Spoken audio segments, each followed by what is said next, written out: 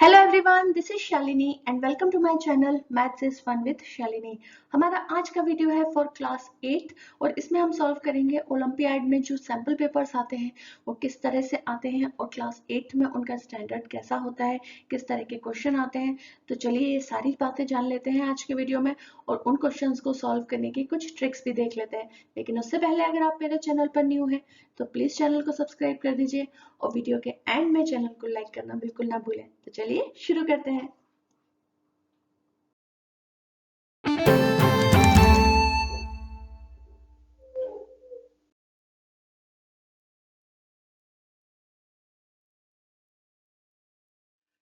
तो वीडियो को शुरू करने से पहले ये हैं कुछ बातें इंपॉर्टेंट जो आपके लिए जानना जरूरी है। तो एग्जाम का पैटर्न और सिलेबस बिल्कुल सेम है लेवल 2 के बाकी एग्जाम्स की तरह। टोटल क्वेश्चन होंगे 50 और टाइम होगा 1 hour. Number of questions depend करेंगे। लॉजिकल रीजनिंग के 15 क्वेश्चन होंगे, मैथमेटिकल रीजनिंग के 20 क्वेश्चन होंगे, एवरीडे मैथमेटिक्स के 10 क्वेश्चन होंगे और अचीवर सेक्शंस में से होंगे 5 क्वेश्चंस। सारे क्वेश्चंस आपके सिलेबस में से ही होंगे। अचीवर सेक्शन के जो क्वेश्चन होंगे वो थोड़ा सिलेबस से हटकर उसका जो लेवल है वो थोड़ा सा अप होगा, थोड़े से ट्रिकी होंगे, बट होंगे आपके सारे 8th स्टैंडर्ड के सिलेबस से ही। तो चलिए वीडियो को शुरू करते हैं और देखते हैं कि ये सारे जो क्वेश्चंस हैं किस तरह के आएंगे और उन्हें हम कैसे सॉल्व करेंगे।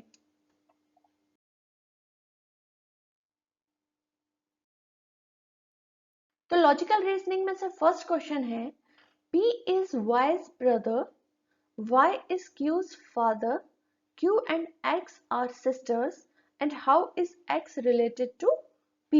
ये क्वेश्चन है रिलेशनशिप के ऊपर से। तो हम इसको सबसे पहले यहाँ पर आप जो देख रहे हैं Y को हम सेंटर बनाते हैं बिकॉज Y से रिलेटेड है सारे relations. Okay, so P is Y's brother. P is Y's brother. Okay.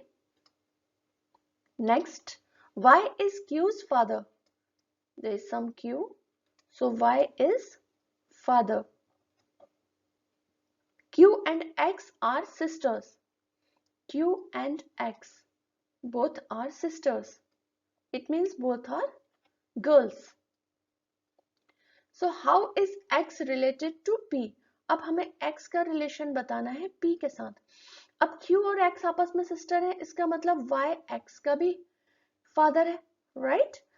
अगर ये दोनों आपस में सिस्टर हैं Q एंड X, तो X is the daughter of Y और P Y का ब्रदर है। इसका मतलब P जो है वो X के अंकल है, लेकिन हमको X का रिलेशन P के साथ बताना है। तो अगर P अंकल है तो X जो है वो उनके नीस है, right? So this is the question of relations. तो ये इस तरह के क्वेश्चन आते हैं, थोड़े इजी होते हैं, बट आपको जो बेसिक नॉलेज है रिलेशनशिप्स का वो होना चाहिए। तो इस तरह के क्वेश्चन जो है वो इजी ही होते हैं। नेक्स्ट क्वेश्चन देखते हैं। Find out the wrong term in the given series. आप यहाँ पर देख रहे हैं सीरीज है 24, 27, 31, 33 एंड 36। 24 में +3 किया देन 27, राइट? +3 करने से 27, 27 में +3 करने से यहाँ पर 30 आना चाहिए था, बिकॉज 30 में +3 करते तो 33, देन 33 में +3 करते हैं तो 36। सो 31 इज द रॉन्ग टर्म। यहाँ पर होना चाहिए था 30 because 27 + 3, this series is +3 and +3 series. तो जो भी नंबर है उसमें +3 ऐड हो रहा है तो ये सीरीज बन रही है। So 31 is the wrong term, यहाँ पर होना चाहिए था 30। So where is 31? This is 31. So this is the correct answer. Option C. Rohit is 40 meters southwest of Arav and Ansh is 40 meters southeast of Arav. Then Ansh is in which direction of Rohit? हमको सबको पता है directions, north, south, east and west. Okay, तो यहाँ पर बोला जा रहा है कि 40 metre south west. South west क्या हुआ? This direction. Okay, 40 metre south west and Ansh is moving 40 metre south east. This is the south east. Suppose कीजिए ये है आरफ Okay, here is Rohit in southwest. Here is Ansh in southeast. Okay, so then Ansh is in which direction of Rohit? Rohit के किस direction में है अंश? अगर आप रोहित के पॉइंट ऑफ व्यू से देखेंगे तो रोहित के ईस्ट में है. अंश इज इन ईस्ट बिकॉज इस तरफ होगा रोहित के वेस्ट, रोहित के ऊपर तरफ होगा north and this way south. तो रोहित जहां पर है वहां से अंश ईस्ट डायरेक्शन में है. Okay, east. So we will select the option A. Option A is the correct answer. Count the number of cubes in the given figure. यहाँ पर आपको एक फिगर दिया हुआ है, उसमें आपको क्यूब्स काउंट करने हैं. तो नीचे जो यहाँ पर एक प्लेटफॉर्म बना हुआ है क्यूब्स का, आप देखेंगे यहाँ पर भी 3 है, यहाँ पर भी 3 है. इसका मतलब पीछे भी 3. तो ये 3x3 का एक प्लेटफॉर्म है. 3x3 यानी कि 9 क्यूब्स इसमें हैं. ओके, क्यूब क्या होते हैं? क्यूब वो होते हैं जिसमें सारी लाइंस इक्वल होते हैं. अब ये 3x3 का जो है नीचे वाला पूरा एक बना रहा है प्लेटफॉर्म, तो वो खुद भी एक क्यूब है. 3x3 is a big cube क्योंकि इसकी सारी साइड्स इक्वल होंगी, हर जगह 3 है. इसकी लेंथ वाइज में भी 3 क्यूब्स है, विड्थ में भी 3 है. ओके, तो ये भी खुद भी एक क्यूब है. ये जो नीचे का पूरा आपको एक प्लेटफॉर्म दिख रहा है बड़ा सा, ये खुद भी एक बड़ा सा क्यूब है. तो एक क्यूब हम इसको काउंट कर लेंगे इसके, और ये 9 क्यूब से मिलकर बना है, तो 9 हमने ऑलरेडी काउंट कर लिया. यहाँ ऊपर आप देख सकते हैं 4 क्यूब्स हैं. ओके, प्लस 4, और यहाँ सबसे ऊपर एक और क्यूब है, so plus 1. So 9 plus 1 plus 4 plus 1. So 9 plus 1 10, 10 plus 1 4 14 plus 1 15. So total 15 cubes. Where is 15? 15 is in option B. Option B is the correct answer.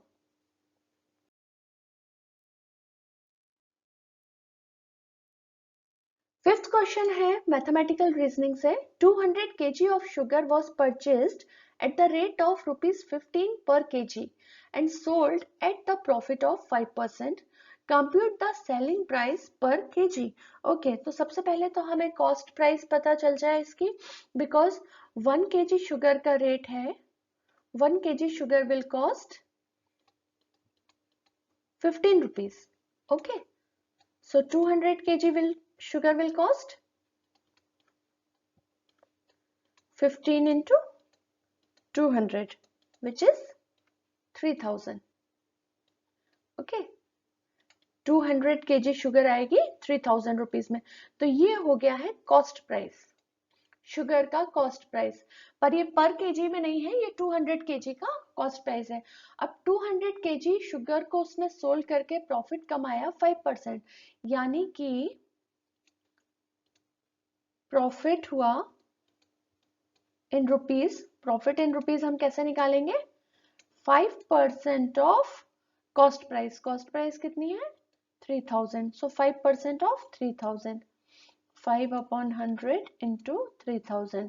जब हम परसेंटेज का साइन हटाते हैं तो 100 से डिवाइड करते हैं, 2 0 कट्स, 30 इंटू 5 इज 150.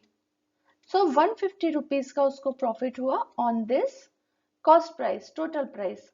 ओके, तो सेलिंग प्राइस कितना हो गया? सेलिंग प्राइस हो गया 3000 plus 150. So it is 3150 rupees. But it is for 200 kg sugar. Okay, and we have to find per kg. Okay, तो 200 kg sugar अगर 3150 है उसका कॉस्ट प्राइस, तो 1 kg sugar का कॉस्ट प्राइस कितना होगा? 3150 divided by 200. Okay, so 315 को 20 से डिवाइड कर लेंगे, so we will get the answer 15.75, which is in option C. So option C is the correct answer. The selling price per kg is 15.75 rupees. What is the area of trapezium? QRST। Okay, यहाँ पर trapezium का area निकालने का कोई formula नहीं होता है, तो हम ट्रेपेजियम का किस तरह से एरिया निकालते हैं? ट्रेपेजियम को 2 पार्ट्स में डिवाइड कर लेते हैं। यहाँ से हम एक स्ट्रेट लाइन ड्रॉ कर देंगे, तो ये एक रेक्टेंगल हो गया एंड प्लस 1 ट्राइंगल। अगर हमको रेक्टेंगल और ट्राइंगल का एरिया मिल जाए तो हम उसे ऐड कर देंगे, तो हमें टोटल ट्रेपेजियम का एरिया मिल जाएगा। तो अगर हमने यहाँ पर एक लाइन ड्रॉ की है, तो इस लाइन को हम एक नाम दे देते हैं ए, इस डॉट को हम एक नाम दे देते हैं, यहाँ पर एक पॉइंट है उसको नाम दिया A. Okay, so first of all area of rectangle TQAS, TQAS का एरिया हम निकालेंगे। तो एरिया का फॉर्मूला क्या होता है? Length into breadth. तो यहाँ पर लेंथ कितनी है? अब आप देखिए यहाँ पर 8 सेंटीमीटर है, हमने इसको 2 पार्ट्स में डिवाइड कर दिया, ये 11 लेंथ है इस पूरी लाइन की। ओके, लेकिन अब ये रेक्टेंगल में क्या होता है? लाइंस, दोनों लाइंस पैरेलल और इक्वल होती हैं, तो ये 8 सेंटीमीटर है तो ये भी 8 सेंटीमीटर होगी, एंड 11 माइनस 8, तो ये जो है बची हुई ये वाली लाइन ये होगी 3 centimetre. 8 plus 3 is again 11. So length is 8 and width is 4. So it is 32 centimeter. Next, area of triangle. Area of triangle QAR. QAR. Triangle का फॉर्मूला क्या होता है? Half into base into height. Okay, so 1/2 base क्या है? 3 centimetre and height is 4, because this is 4, so this line will also be 4. Opposite lines are equal and parallel, so this is 3 2s are 6 centimeter. So area of trapezium क्या होगा? Area of trapezium is, इन दोनों areas को हम add कर लेंगे, इनका जो answer आया है 32 and 6, 32 plus 6 which is 38 centimeter square. Okay, where is 38 centimeter square? It is in option C, so option C is the correct answer. Which property is shown in the equation given below? 12x plus 4 equals to 12x plus 48. We all know that this is the distributive property, because यहाँ पर जो question अंदर bracket में है, इससे 12 का दोनों का मल्टीप्लाई हो रहा है, यानी कि डिस्ट्रीब्यूट हो रहा है, ब्रैकेट खुल गया, then the numbers are distributed, 12x and 48, वो डिस्ट्रीब्यूशन हो गया। एसोसिएटिव प्रॉपर्टी क्या होती है? उसमें ब्रैकेट जो है वो एडिशन जो है, चाहे आप a प्लस बी लिख लीजिए चाहे b प्लस ए लिख लीजिए। सिमिलरली क्यूमुलेटिव प्रॉपर्टी क्या होती है? उसमें a प्लस बी ब्रैकेट में प्लस c, या फिर a plus B plus C bracket में, तो both are same, but this is the distributive property. ये तो आपको इसमें सॉल्व करने का कुछ भी नहीं है, ये थ्योरेटिकल है, तो इस तरह की प्रॉपर्टीज जो हैं वो आप याद करेंगे, समझेंगे, तो आपको ये क्वेश्चन वैसे ही फटाफट हो जाते हैं, कुछ सेकंड्स के आंसर होते हैं इनको, बस आपको जस्ट पढ़ना है carefully and then you have to answer. So this is the distributive property. Now we have to simplify, इसको हमें सिंप्लीफाई करना है। So first of all this question हम उतार लेते हैं। 25 a टू द पावर -4, यहाँ पर जो भी माइनस की पावर है इन्हें हम ऊपर ले जाएंगे न्यूमरेटर में, तो ये प्लस में हो जाएंगी, तो डिवीजन में सिर्फ हम 10 को लिखते हैं और इन दोनों को हम ऊपर ले जाएंगे। 5 to the power 3 into a to the power 8, because ये नीचे डिनोमिनेटर में माइनस है तो ऊपर जाकर प्लस में हो जाएंगे, राइट। सो दिस इज 25 को कट कर लेते हैं, 5 2 ज़ा 10, 5 5 ज़ा 25। Okay, so this is a to the power 4 -4 and a to the power 8। जब नीचे बेस सेम है तो पावर्स जो है वो ऐड हो जाएंगे, लेकिन साइन यहाँ पर 4 के आगे माइनस का है तो यहाँ पर माइनस होंगी powers, a to the power 4। Okay, then multiplied by 5, ये वाला 5, and then 5 to the power 3। 5 to the power 3 क्या होता है? 5 5 ज़ा 25 एंड 25 5 ज़ा 125। 125 divided by 2. So this is 625 A4 divided by 2, which is option B. So option B is our correct answer. Three numbers are in the ratio 2:3:4. The sum of their cubes is 33957. Find the largest number. Suppose the number is x. Let the number is x. Okay. तो हमारे पास जो ratio है उस हिसाब से तीनों number क्या होंगे? 2x, 3x and 4x. Okay, अब इन तीनों का जो क्यूब का सम है, the sum of their cubes, यानी कि 2x cube plus 3x cube plus 4x cube is equals to 33957. So 2x cube is 8x cube plus 27x cube. 3 का cube is 27, 4 का cube 64, x cube equals to 33957. Okay. So ये तीनों values x cube के साथ है तो हम इन्हें add कर सकते हैं. Okay. 8 plus 27 plus 64 is 99. X cube equals to 33957. So x cube equals to 33957 divided by 99. So it will be 343. Okay. So x cube equals to 343. So x equals to 343 का क्यूब रूट. क्यूब रूट 343 किसका cube root होता है? 7 का. So 7 to the power 3 and 1 by 3. 3 cut and it is x equals to 7.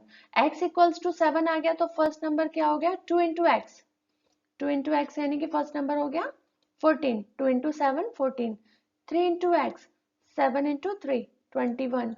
And third number is 4 into x. 4 into 7 28.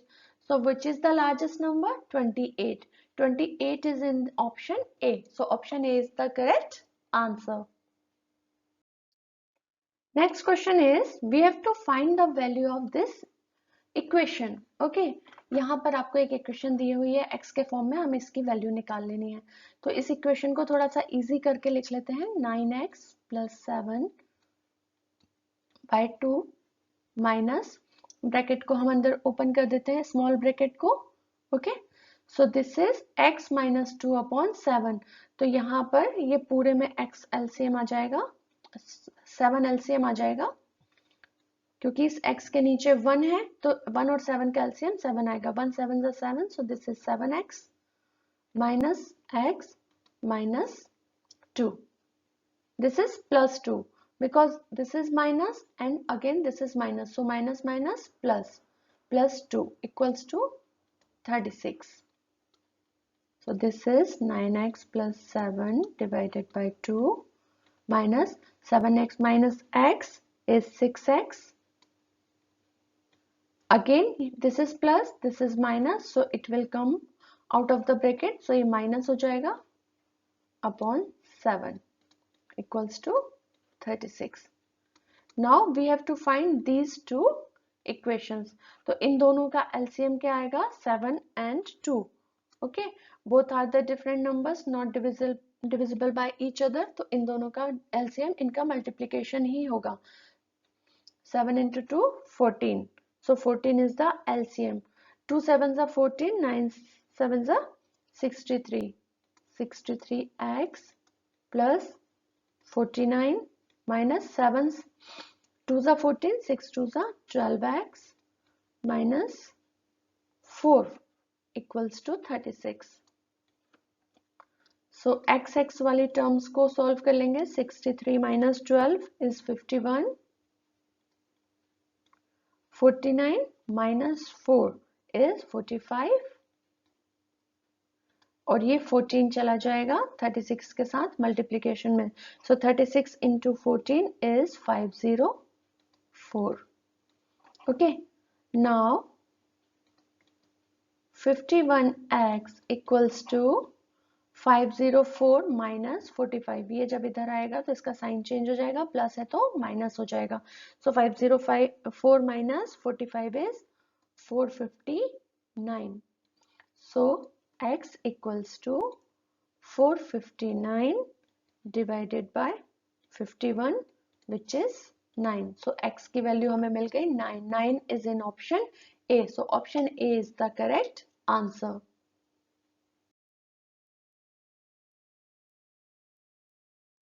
Mohit is thinking of two numbers. Their greatest common factor is 6. Their least common multiple is 36 and one of the number is 12. What is the other number? एक formula होता है कि दो numbers का multiplication उनके HCF और LCM के multiplication के बराबर होता है। ये आपके सिलेबस में भी है, सो आपके जो टेक्स्ट बुक है उसमें भी ये फॉर्मूला होगा कि जो दो नंबर्स होते हैं, सपोज कीजिए n1 और n2 दो नंबर मान लेते हैं, इन दोनों का जो प्रोडक्ट है ये इन दोनों नंबर के एलसीएम और एचसीएफ के मल्टीप्लिकेशन के यानी कि उनके प्रोडक्ट के बराबर होता है। तो बहुत सिंपल सा क्वेश्चन है, बस आपको ये फॉर्मूलाज मालूम होना चाहिए। तो यहाँ पर n1 ऑलरेडी में हमको दिया हुआ है 12, n2 हमें फाइंड करना है यानी सेकेंड नंबर हमको फाइंड करना है, LCM is 6 and HCF is 36। So 36 into 6, 6 6 जा 36 का 6 कैरी फॉरवर्ड 3, 6 3 जा 18, 18 plus 3 is 21. So 12 into n2 is 216. So n2 equals to 216 divided by 12. So we will divide it. 12 ones are 12 and 12 eights are 96. So 18 is the answer. 18 is in option A. Option A is the correct answer. Ramu put a square fence around his vegetable garden to keep the deer away from eating his corn. Square है, square fencing है, okay? Square means सारी sides उसके equals हैं, चारों sides equals हैं. One side was 10 meter in length. एक side 10 meter है तो सारी sides जो हैं वो 10 meter ही होंगे because it's a square. If the posts were placed 2 meter apart, then how many posts did he use? यहाँ पर उसने फेंसिंग के लिए लगाए हुए हैं पिलर्स, तो उनको आप 2 मीटर के डिस्टेंस पे उसने लगाए हैं तो उसको कितने लगेंगे? ओके, तो पूरा ये जो एरिया है इसको कवर करने का कवर करना हम क्या कहते हैं? This is called perimeter. जो आउटर लेंथ होती है, जो टोटल डिस्टेंस होती है, आउटर लाइन होती है, उसे हम कहते हैं पेरीमीटर। तो हमें उसकी फेंसिंग करनी है एक्चुअली, तो उस फेंसिंग को करने के लिए हमको पूरा आउटर लाइन का जो है पेरीमीटर पता होना चाहिए। तो स्क्वायर का पेरीमीटर क्या होता है? पेरीमीटर ऑफ स्क्वायर होता है 4 इंटू ए, ए यानी कि side. So 4 into 10, side is 10, this is 40 metre. Okay, so this is the perimeter. अब अगर 2 मीटर के डिस्टेंस पे लगाएगा तो उसे कितने जो है पोस्ट लगेंगे for to cover the 40 metre length. अब 40 मीटर लेंथ को कवर करने के लिए 2 से डिवाइड करेंगे, so it is 20। Okay, 2 2 4 and 20, so he needs 20 posts। 20 post लगाएगा, 2 मीटर के डिस्टेंस पे लगाएगा तो कम से कम 20 पोस्ट उधर लगेंगी, तो ये पूरा फेंसिंग उसका कवर हो पाएगा। Okay, so option B is the correct answer. Find the number of coins each of which are 1.5 centimeter in diameter and 0.2 centimeter thick, required to form a right circular cylinder of height 10 centimeter and diameter 4.5 centimeter. Coin और cylinder, coins का जो shape होता है वो भी cylinder की तरह ही होता है। तो जब हमें अगर कॉइन्स का वॉल्यूम पता हो तो हमें पता होगा कि इतने वॉल्यूम के हमें सिलेंडर का वॉल्यूम पता करना पड़ेगा और हमें कॉइन का वॉल्यूम पता करना पड़ेगा।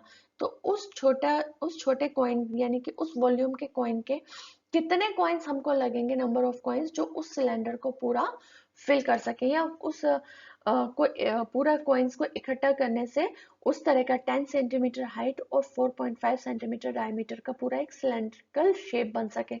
तो सबसे पहले तो नंबर ऑफ कॉइन्स को मान लेते हैं n। Let the number of coins n। Okay, तो n क्या होंगे? Volume of cylinder, volume of cylinder को हम डिवाइड कर देंगे वॉल्यूम ऑफ कॉइन से, volume of coin. Okay, coins के डिवाइड कर देंगे, जितनी भी हमको सिलेंडर की हाइट चाहिए उससे हम कॉइन्स के वॉल्यूम को डिवाइड कर देंगे, तो हमें पता चल जाएगा कि उस वॉल्यूम के कितने कॉइन्स हमको वहां पर लगेंगे। तो वॉल्यूम ऑफ सिलेंडर क्या होता है? Pi R square H, pi r square h. This is the formula to find the volume of a cylindrical shape. Coin के लिए भी यही फॉर्मूला यूज होगा, बिकॉज कॉइन भी एक सिलेंडर शेप का ही होता है, ऊपर से सर्कल होता है, देन थोड़ी उसमें हाइट होती है, थोड़ी थिकनेस होती है, then again bottom is the circle. तो this is also a cylindrical shape. तो हम दोनों में यही फॉर्मूला लगाएंगे, पाई आर स्क्वायर एच। तो पाई यहाँ पर एज इट इज रहेगा, r means radius, but we have the diameter, so radius कैसे निकालेंगे? diameter का half, 4.5 divided by 2 का square, r square, and h is 10. This is the volume of cylinder. ऊपर जो मैंने लिखा है न्यूमरेटर में, this is the volume of cylinder. Volume of coin क्या होगा? pi r square h, same r होगा 1.5 सेंटीमीटर इज डायमीटर, तो उसका half 1.5 divided by 2 square into 0.2। 0.2 को हम लिख सकते हैं 2/10। डेसिमल हमने हटा दिया है, so this is 2/10। Okay, so now we will solve it. Pi into 4.5 का भी डेसिमल हटा देंगे, सो दिस विल बी 45/20। 2 के साथ 0 लग जाएगा, अगेन 45/20, बिकॉज स्क्वायर है तो हम 2 टाइम्स लिखेंगे, multiplied by 10 divided by pi into 1.5 का डेसिमल हटा दिया, 15/20, 15/20 इंटू 2/10। कहीं पर भी कुछ कट हो रहा है तो उसे हम कट कर लेंगे, और सिंपल करने के बाद we will get pi into 45 into 9 divided by 8 and divided by pi into 9/80। Okay, अब ये डिवीजन का साइन इसमें 2 बार है, तो जब ये वाला जो नीचे वाली इक्वेशन है इसे हम ऊपर ले जाएंगे तो ये इन्वर्ट हो जाएगी, अपोजिट हो जाएगी। Okay, so we will get n equals to pi into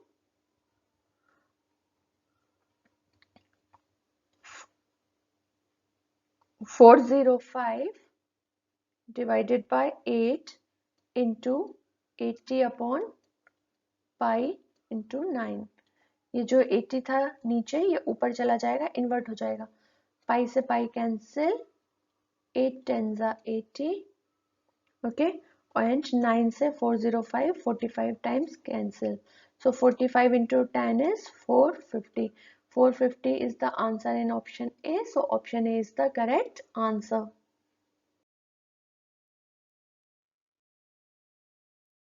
Find the sum of A, B, C, D, E, F, G and H. यहाँ पर आपको एक फिगर दिया हुआ है, this is the closed figure, so we can say this is a polygon, क्योंकि polygon जो होता है वो स्ट्रेट लाइन से बनने वाला क्लोज्ड फिगर होता है। सो ये पूरा एक स्ट्रेट लाइन से बना हुआ फिगर है एंड दिस इज क्लोज्ड, ये कहीं से भी ओपन नहीं है, तो हम इसे एक पॉलीगॉन कह सकते हैं, but it is a irregular polygon, क्योंकि इसका कोई फिक्स्ड शेप नहीं है, इसका कोई फिक्स्ड नाम नहीं है, so this is the irregular polygon. Irregular polygon की एक प्रॉपर्टी होती है जो कि आपके टेक्स्ट बुक में भी है, और वो प्रॉपर्टी होती है कि sum of exterior angles, irregular polygon में जितने भी एक्सटीरियर एंगल्स होते हैं उन सभी का सम जो है वो 360 डिग्री के इक्वल होता है। एंगल्स की जो इंडिविजुअल मेजरमेंट होती है वो डिफरेंट हो सकती है, उन सबकी मेजरमेंट अलग हो सकती है, दे आर नॉट इक्विवेलेंट, वो अलग अलग हो सकते हैं, बट जो उनका सम होता है वो 360 डिग्री होता है। तो without solving this question, if we know the theory, अगर हम अपनी बुक को प्रॉपर पढ़ते हैं, हमारी टेक्स्ट बुक में सारी प्रॉपर्टीज लिखी हुई हैं, so this is the option B. Option B is the correct answer, क्योंकि इरेगुलर फिगर जो होता है उसके एक्सटीरियर एंगल, चाहे वो कितने भी एंगल्स हो, उसकी चाहे कितनी भी साइड हो, उस फिगर की चाहे कितनी भी साइड हो, उसमें बनने वाले कितने भी एंगल हो, उनका जो सम है वो 360 डिग्री ही होता है। उनकी जो इंडिविजुअल मेजरमेंट है वो अलग अलग हो सकती है। So option B is the correct answer. Study the statement and choose the correct option. The square root of certain decimals are obtained by first changing the decimal into fraction with perfect squares as their numerator and denominator. Yes, हमको किसी भी decimal का अगर square निकालना है, for example अगर हमें 4.5 का स्क्वायर निकालना है, तो हमें पहले 4.5 को डेसिमल हटाकर उसको परफेक्ट स्क्वायर बनाना पड़ेगा, हमें उसे चेंज करना पड़ेगा न्यूमरेटर और डिनोमिनेटर के फॉर्म में, एक फ्रैक्शन के फॉर्म में। Okay, then we can cut it if we can 5 2s are 10, 5 9s are 45, so 9 by 2 का square. Now we can find the square of this decimal by changing it into fraction. So first statement is correct. Second statement, 26.1 square lies between 400 and 900. Yes, because 25 का जो square होता है, 25 का square होता है 625, okay, and 30 का square होता है 900, and 26.1 is lies between 25 and 30, is it? 26.1 जो है वो 25 और 30 के बीच में होता है, तो उसकी जो वैल्यू होगी वो भी 400 और 900 के बीच में ही कहीं होगी. So second statement is also true. So let's see in the option where is the both statement 1 and 2 are true. It is in option D. So option D is our correct answer. We have to choose from the options की इसमें लिखा हुआ है कि कोई statement सही है या कोई स्टेटमेंट गलत है, बस इस क्वेश्चन में दोनों ही स्टेटमेंट करेक्ट है. So we will select option D as our correct answer. So this was my little effort to let you know कि किस तरह के क्वेश्चंस आते हैं आईएमओ में, इंटरनेशनल मैथ ओलंपियाड में किस तरह के क्वेश्चंस आते हैं, उनका स्टैंडर्ड क्या होता है. क्वेश्चन बहुत सिंपल होते हैं, बट किसी भी कॉम्पिटिटिव एग्जाम्स को फुलफिल करने के लिए आपको थॉरो स्टडी करना बहुत इंपॉर्टेंट होता है. मैथ्स ऐसा सब्जेक्ट है जिसमें आपको डेली बेसिस पे प्रैक्टिस करना बहुत बहुत ज़्यादा ज़रूरी है. तो डेली हाफ एन आवर आप मैथ्स को दीजिए. मैंने इसके ऊपर से एक वीडियो भी बनाया हुआ है कि how to score the maximum marks in mathematics, तो आप वो वीडियो जाकर देखिए. उसमें मैंने आपको सारे पॉइंट्स क्लियर किए हुए हैं कि आप किस तरह से अच्छा स्कोर कर सकते हैं मैथ्स के अंदर. तो मिलते हैं हमारे नेक्स्ट वीडियो में with a different topic, with a new video of class 1 to 8, कुछ भी हो सकता है. नेक्स्ट वीडियो मेरा किसी भी क्लास के लिए हो सकता है. तो मेरी हर एक न्यू वीडियो के अपडेट के लिए प्लीज़ मेरे साथ बने रहिए. और कुछ अभी तक अगर चैनल को सब्सक्राइब नहीं किया है तो please subscribe the channel. Video पसंद आया हो तो लाइक करें, और मिलते हैं हमारे नेक्स्ट वीडियो में. Till then take care, bye bye, and all the best for your exams.